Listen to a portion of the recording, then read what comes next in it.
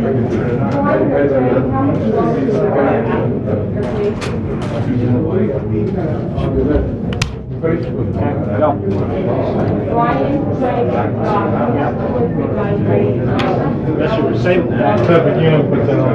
funny guy. Yeah. I just thought I'd have fun. Good evening.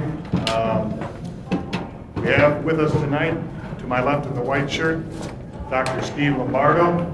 In the middle, of course, is John Stockton. And on the far left is Dr. David Fischer, who is the men's team physician for the Olympics. We'd like to begin with having Dr. Fischer. As you know, John was injured yesterday evening. The injury occurred when he was struck over the outside part of his right leg. The x-rays taken after the game revealed a fracture through the fibula, which is undisplaced. It's visible on the x-ray, but is undisplaced in the upper part of the fibula. The fibula is the smaller of the two bones in the leg. It is a minimal weight-bearing bone, but it serves as the attachment of a good deal of muscles into the foot. Following that x-ray, you all were informed of the diagnosis, which was an undisplaced fracture of the right fibula.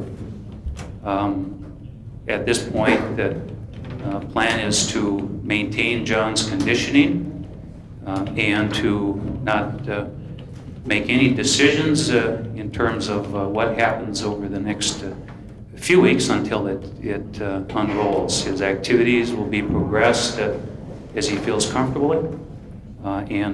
We're basically going, if not day to day, at least a few days to a few days at a time. Both Dr. Lombardo and myself. Any questions? How long does this normally take to heal? We need to get a mic so that they can do any translations in, please. How long does this normally take to heal?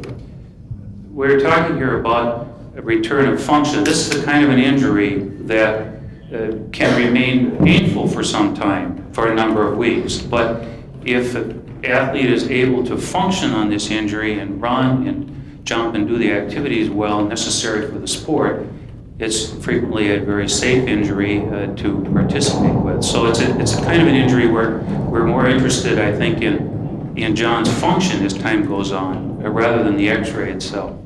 Will be in the hands of John and the Utah franchise, their team physician. He's going to return there after this tournament and be assessed on a regular basis, in addition to doing the therapy that's will be initiated tomorrow. I didn't hear the question. How much would playing set back? Playing on this would adversely affect the healing process. Do you, Steve? No, we don't think this is going to impact his career. It's just a question of if John has enough time to get adequately comfortable to play. Still sore. That time schedule, yet I can't answer that question as to when a decision will be made there. I don't know that. So normally how long does it take? That John has to go to Barcelona to learn. It's not out of the question at all at this time. John, are you going to not allow yourself to even think about the prospects of not being able to play? My plans right now are to play. I know I'm a fast healer. I know that I'm in good shape, and then I'm going to stay in good shape with the help of Ed Lacerte here while we're here, and also with our trainer in Salt Lake. So I'm fully expecting to be there and be playing in Barcelona. John? Kind of insurance?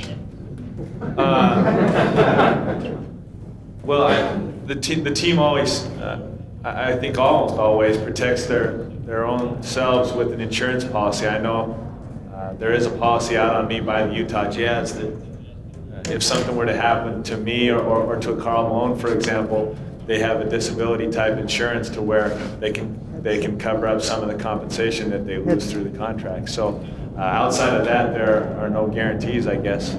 Certainly nothing with the Olympic Committee. The NBA has taken out policies on all the players. It's my understanding from Val Ackerman.